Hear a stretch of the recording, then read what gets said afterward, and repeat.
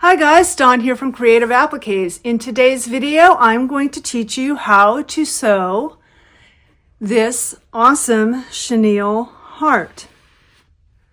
Look at the texture on that and the colors.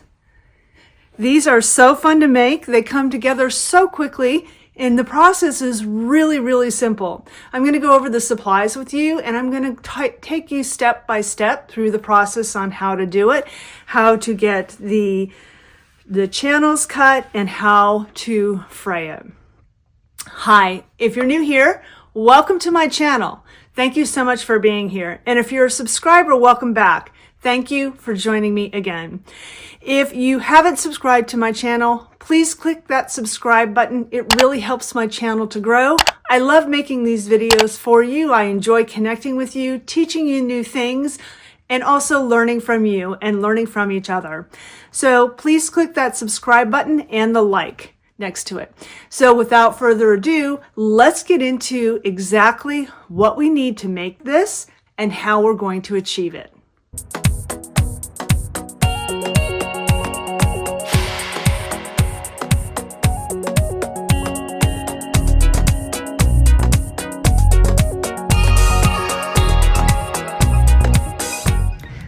Let's cover the supplies we are going to need.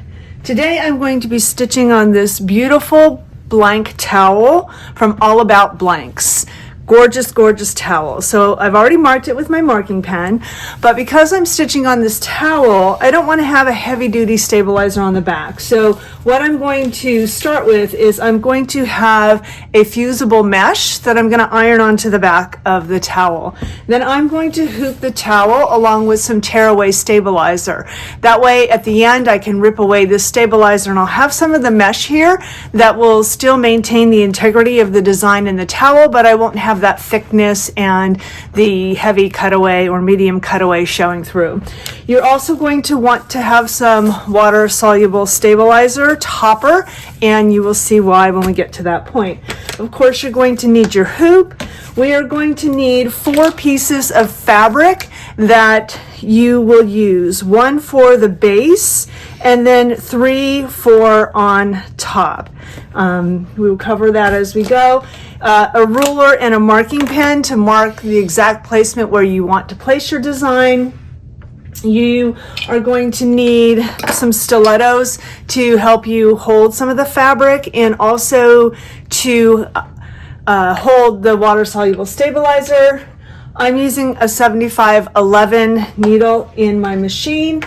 You're going to need your top thread, whatever color you want, matching or contrasting to the fabrics you've chosen, your bobbin for your machine, some scissors. I like these double curve applique scissors. These are from OESD. By the way, I will have all the links below for all of these products.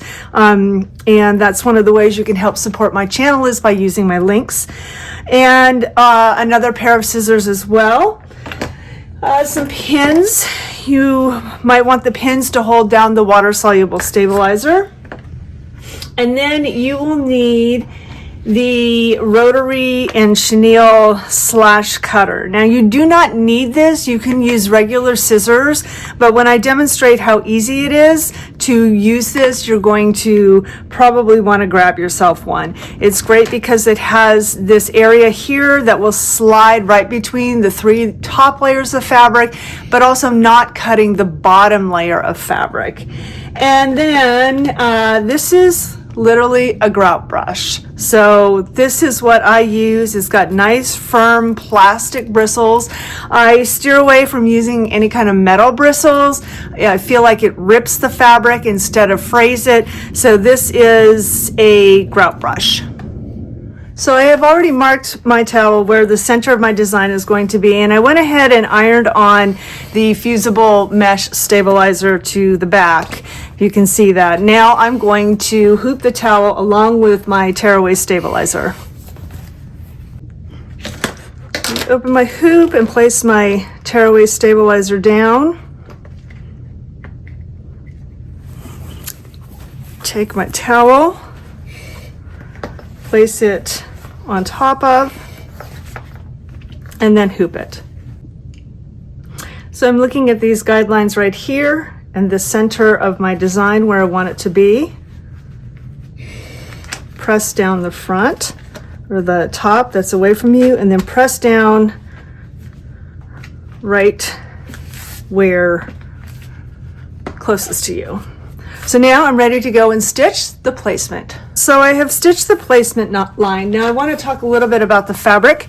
The fabric that I am using does not have any heat and bond light on it, especially the top 3 layers, because you don't want to have the heat and bond light in there because you want the material, you want the fabric to fray.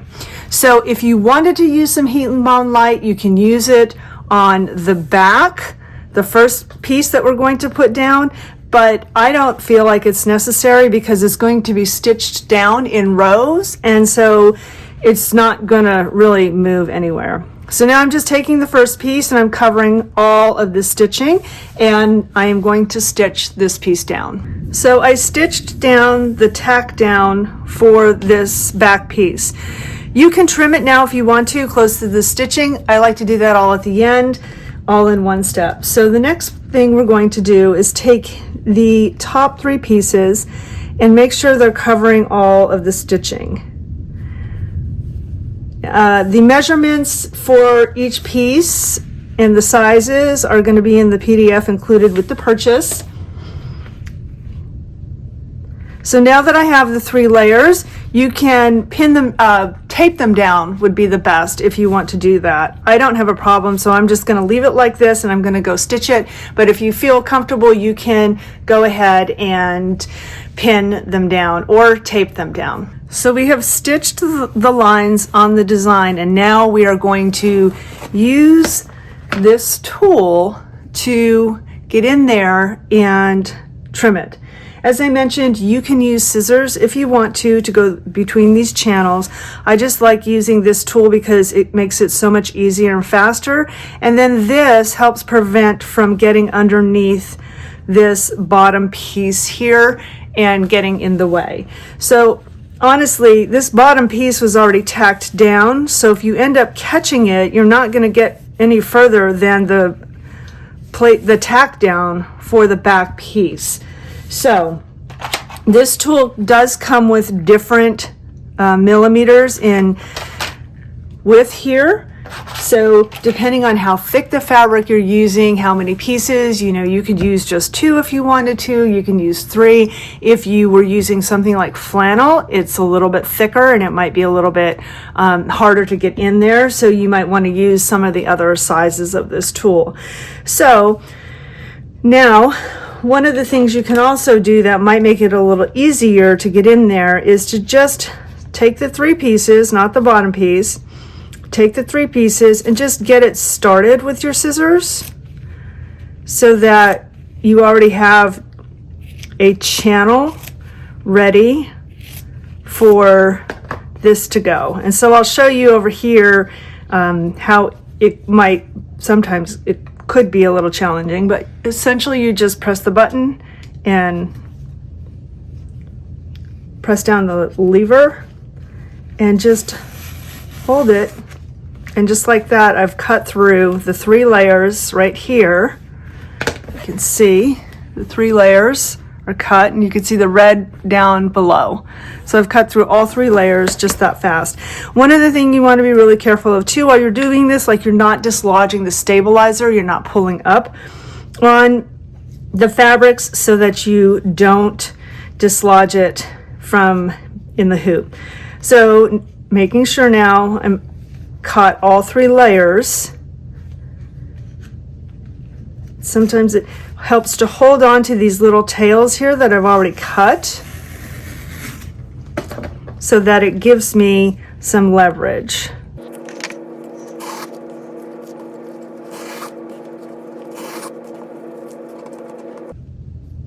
So it makes it sometimes a little bit difficult to start all the way out here. So that's why cutting in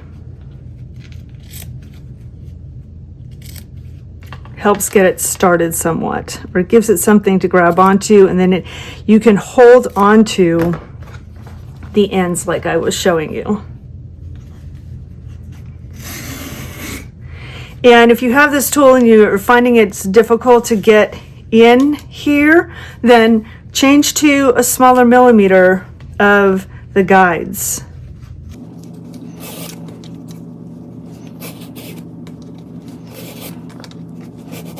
Now I'm not going to cut on this side of this one because it will take this whole piece off, and I still need some of that to be caught in the stitching for the heart, and I'm not going to cut above this line here.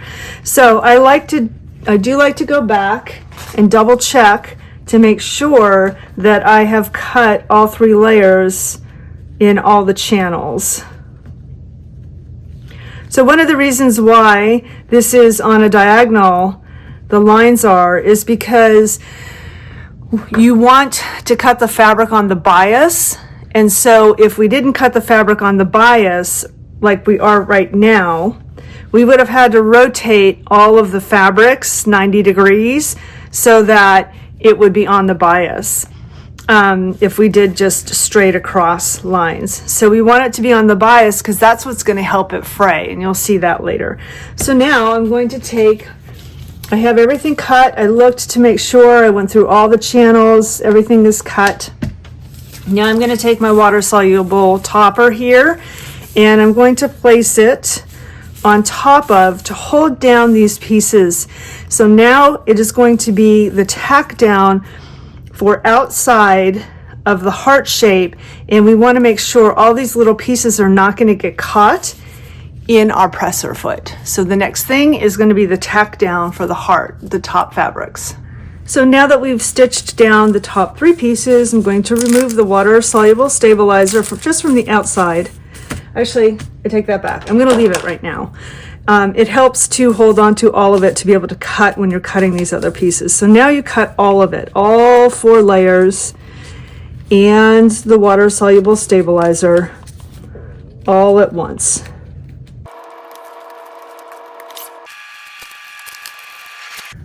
So if you're doing the bean stitching design, you would remove the rest of this water soluble stabilizer and fray it up. But I'm going to stitch the lace stitch decorative one, and then I will come back and show you how I go ahead and clean it up. I am also going to put another piece of water soluble stabilizer down. This is optional. You don't have to do this if you don't want to, but it just gives me a little bit more security. So the design has finished stitching now. You can remove the water soluble topper here.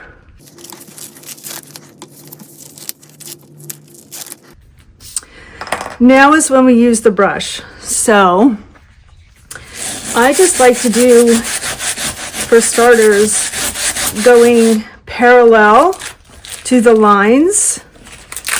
Get the rest of this off of here. So I just go parallel to the lines to get it to kind of come up a little bit. Then you can also go in opposite directions. Now, if you could see, I'm using quite a lot of pressure here, and it's not disturbing this lace stitching at all. So just depends on how much fray you want, how much lift you want.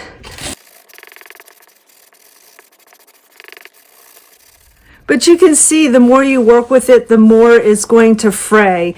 But if we had not cut this on the bias, then you would have super, super long strands of fabric.